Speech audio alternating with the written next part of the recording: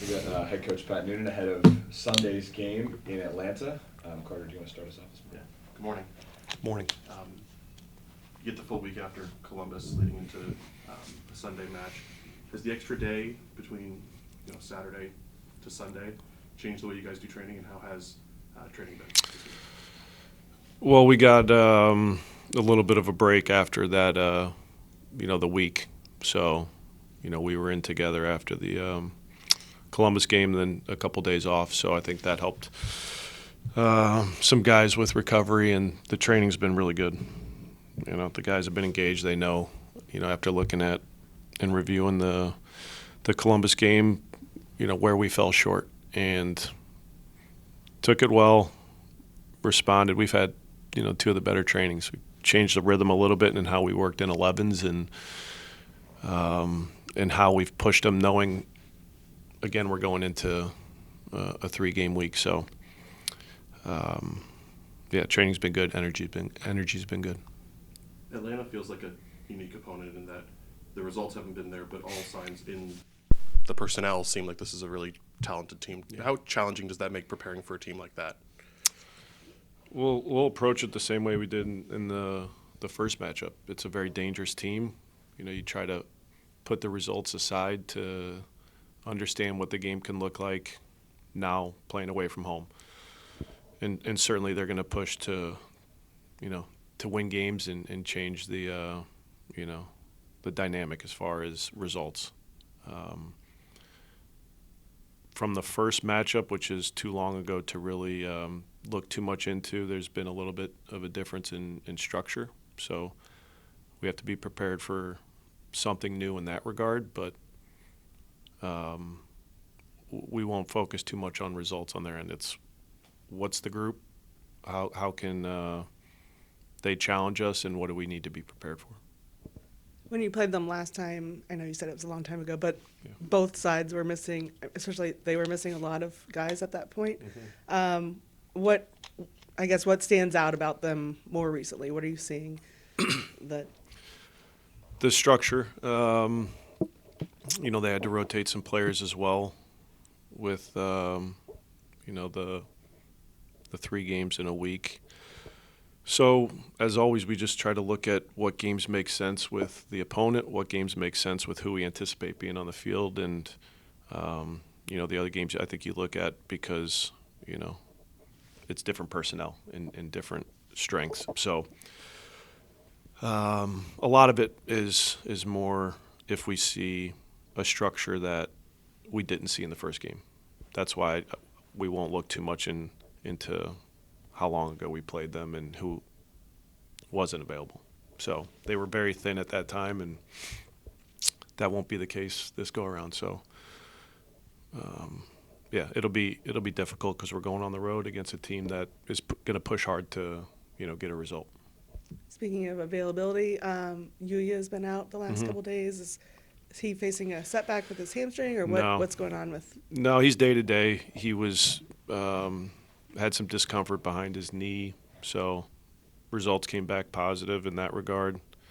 So it's nothing that's gonna keep him out for a while. So it was a couple days inside to take away some of that discomfort, and then he had some pain, in his like calf, Achilles area. It was more tightness, so it was let's just get day by day with Yuya and make sure that there's no setbacks that are long term, and that doesn't look to be the case. So hopefully available for the weekend, but if we need to give it a couple extra days, we will.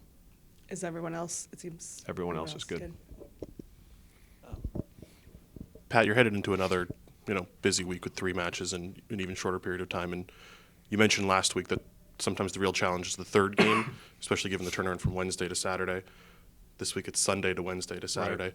Will that impact the way you have to approach Sunday's game, or will that be a problem later for the week? Later for the week. We're going to go after Atlanta in a strong way, and then see how we get through it and in making our decisions for Wednesday, and then see how we get through Wednesday to make decisions for Saturday. So a game at a time, and sure, we have an idea of what it could look like. We know we're going to have to, use some bodies to stay fresh, but things change depending on how the game plays out. So hopefully we get through it in a healthy way and get good recovery to have a strong selection for Wednesday. But Wednesday's not a thought right now. Miles was called in to the national team, or as announced yesterday, Miles will be called into a national team camp this upcoming week or a couple weeks. He's obviously been a guy who's been called in a bunch over the last couple of years, and last year it felt like when Miles left, especially after Matt's injury, the depth was challenged. This year it feels like you had the opportunity to test your depth in a more significant way in that defensive back line. How much more comfortable do you feel? Does it feel like there's a difference between last year and this year with the way you've been able to test that depth? Absolutely. There's we're healthier at the center back position, and with Miles getting called into that roster, I know there's still he's called in, but now is he a part of the final roster to know how many games he's going to miss, and how far they advance is going to depend on how long we'll miss him and how many games he'll miss. So it's great for Miles. We love our players getting called into the national teams and representing their countries, but also representing our club. That's never going to change.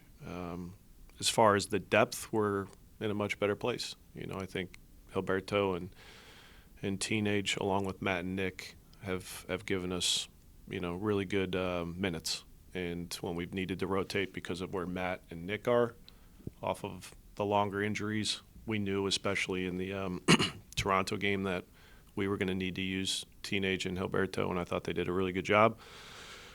And then, we'll have to look at this week what that looks like as well to understand how Matt and Nick get through it. But it certainly gives you peace of mind knowing that those guys are performing well and ready to go, when they're called upon. But the center back competition right now is as strong as we've had.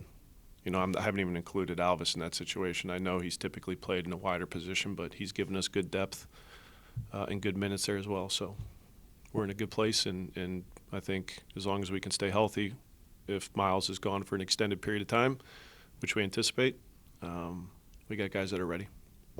What have you seen from Miles this year? What makes him a guy that consistently is getting these opportunities? He's been consistent. I don't think we're seeing anything different than years past as far as his performances. He's been Miles. He does a really good job defensively to deal with the space behind, to defend the box. With the ball, we're challenging him in different ways. I know he's been on the left at times, the right at times, so that can look a little bit different. But he accepts his role and he puts his head down and he performs. So I think it's the same Miles that we've seen. And then on the other end, with the attack, obviously Evander and Kevin are, among the league leaders in goals. But outside of those two, you have three guys with 1 or 2 goals. I think you're one of just 2 teams in the top 10 in the East that haven't scored 20 goals as a team yet. Obviously, you're still getting results, but is that sustainable to expect Kevin and Evander to keep carrying you like they have? Like what? It's got us through the first third of the season, so I would say that's a long enough period of time to know it's sustainable. Is it ideal? Maybe not. We look to have balance in how we attack. So we knew going into this that those are going to be 2 key pieces to carry our attacking production. But it can't just be those 2. It has to be a balance of how we create, and we're looking for guys to continue to step up, run a play, set pieces to score goals for us. So it's gotten us to this point, and I see no reason why we can't continue to have success in moments where we're not getting production from others. They're going to step up, and in the moments that the production doesn't come from them, how do we find other players to provide attacking production?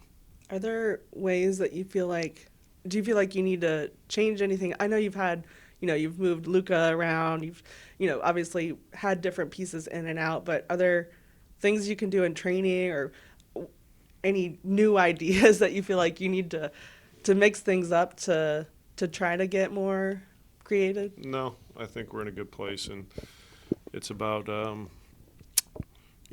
of the decisions in the final third. But I don't see a need to change everything we're doing because some of the relationships are taking longer than others would expect or like, and because we're not scoring 3-4 goals a game, we still have a good recipe for going out and competing and being in a position to win games. So we'll continue to work with the group that we have and improving them and finding different ways to go and attack.